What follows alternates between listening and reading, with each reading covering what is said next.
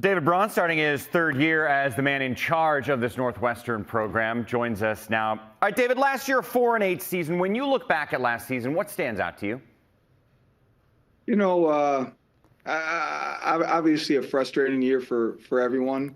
Was proud of the way that our program and team continued to fight. But we certainly had a group, or have a group, that has entered this offseason in spring ball, humble, really hungry. The way that our guys have operated throughout the offseason, the way that they're competing throughout spring ball, really excited about the direction this program's going. And at the end of the day, it was an opportunity postseason for us to either feel like it happened to us, or an opportunity to say that this happened for us. It was an opportunity for us to evaluate everything and find a way to get better. Yeah, but how do you get guys to buy into that? Because that's a smart way as a leader to say this is a healthy mental approach, but how do you actually get those 18, 19, 20-year-olds to buy into that?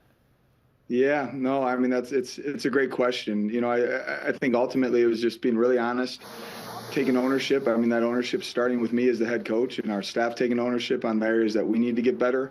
I think when a group of young men see, us as a staff evaluating everything that we're doing, and saying that it's starting with us, and asking them to come along and say, hey, we need to get better. It's very evident that we need to get better, and really proud of our leadership, proud of the way that our leadership has, brought along some of the new faces in our program, whether it be the early enrollees or some of our transfers.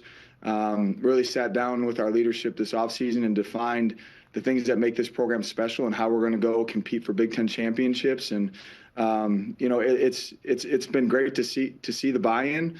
And also a certain understanding that, if guys don't want to be a part of where this is trending and how we're operating, ultimately it's a privilege to be playing Big Ten football.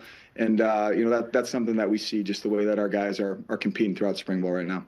Well, speaking of spring ball, I'm curious, what has surprised you thus far? Maybe it's a player, maybe it's a position group, maybe it's an overall trend you've seen in the team. But so far in spring, what surprised you?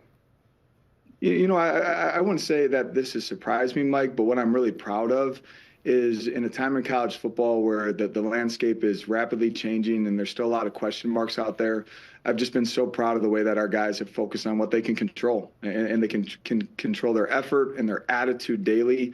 The mission that we've put out in front of our team right now is daily improvement. And with a world where there can be a million different distractions right now, this team, this group of young men, this program is just focused on what we can do today to get better. And that's something that's going to have to continue throughout the remainder of spring ball and as we enter into spring and summer workouts. Let me give you a chance to shine a spotlight on one or two players. Give me an idea of someone who stood out to you this spring. Yeah, Mac Uline, our returning Mike linebacker, is someone that just, his leadership has continued to, really develop. He has such a great influence on this entire team. His communication, he's someone, when he's on the field, he makes all, everyone around him, the 10 other guys on the field, better because he's out there with them. Really excited to have Cam Porter back with us. And really excited about that running back room. Obviously, having Cam back on the offensive side of the ball as a returning captain, but also Joe Hyman being back with us and his unique skill set, and the development of Caleb Komolafe as a young running back. There's a lot to be excited about in that running back room right now. Let's stay on offense. Last year, 4 different QBs played for you. What have you seen in that position thus far? I've seen the level of play in that entire quarterback room rise. It's been awesome to see, and it's a credit to Coach Lujan and the offensive staff. It's a credit to Preston Stone, the way that he's come in as a transfer and built credibility with our entire team, and the amount of experience that he brings into the room. Ryan Bowe's development as a young quarterback, you can tell he's benefiting from being around Preston and being around Jack Lausch, a guy that started a bunch of games for us last year. And obviously, Jack is in a unique situation right now. He's participating in spring ball as much as he possibly can, while also being a member of our men's baseball team. And but Jack's playing his best football right now. The development of Ryan Bowe has been really exciting, and Preston Stone, his ability to build credibility when he showed up on campus, and also just a certain presence and command that he has over our offense right now is something that, all of us are really excited about. Describe Preston's game on the field. Yeah, it's confident. It's commanding when he steps into the huddle. I think there's a level of confidence that exudes out of him that is passed along to the entire offense. He's efficient, he's accurate, and he processes really well. Obviously at the quarterback position, we love to talk about the explosive plays that guys that can create. But the thing that stood out to me about Preston is just a really good processor that understands the defense, understands the weaknesses within the defense, and can really take what the defense has given him and stay efficient. What kind of depth do you have on the offensive line this year? Yeah, much improved. This time last year in spring ball, we had 7 guys participating in spring.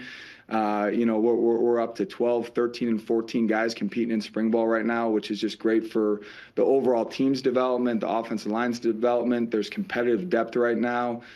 Just really proud of the progress that room's showing. Everyone from Caleb Tiernan coming back as our starting left tackle. Really raising his level of play to a guy like Jackson Carcello that started some games for us last year at center and seeing his development.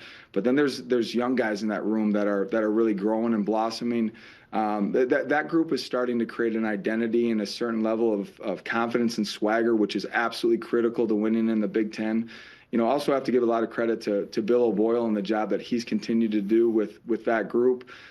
We made a choice, to hire a run game specialist, someone to kind of assist in that O-line room and ensure the overall development of that entire group. And Ryan Olson, that comes from South Dakota State. Ryan had a chance to go out to Washington State and made a decision to be a part of this program, be a part of the Big Ten, and the partnership between Bill O'Boyle, Ryan Olson, and that O-line group right now is something that, is really exciting. We still have a long way to go as an entire program and on the offensive line, but the way that we're operating up front right now on offense, dramatic improvement from this time last year.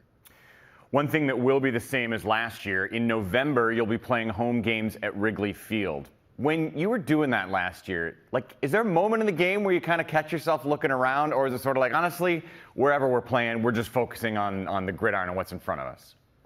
I think when we played Iowa in the 2023 season, there was certainly that moment of walking out on the field pregame and just taking in Big Ten football, iconic venue like Wrigley Field, the partnership that Northwestern has with the Cubs, and the way that the Cubs have treated us is something that we're all really grateful for.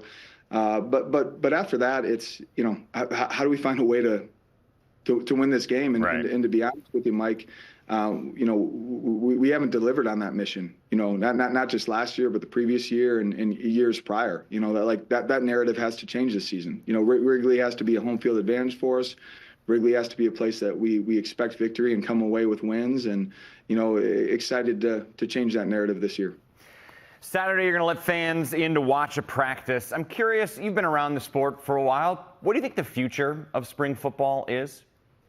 Oh gosh, that is, it's up in the air, Mike. We have to get this all sorted out. And to be honest with you, I think all of us that are stakeholders in college football need to be willing, once the dust settles here a little bit, to reimagine everything and really evaluate what's in the best interest of our student athletes, what's in the best interest of developing over the course of a 12-month calendar, because right now it's just piecemeal together, different transfer portal windows, everything that's going on, old structure, spring ball based on a structure that is dramatically changed.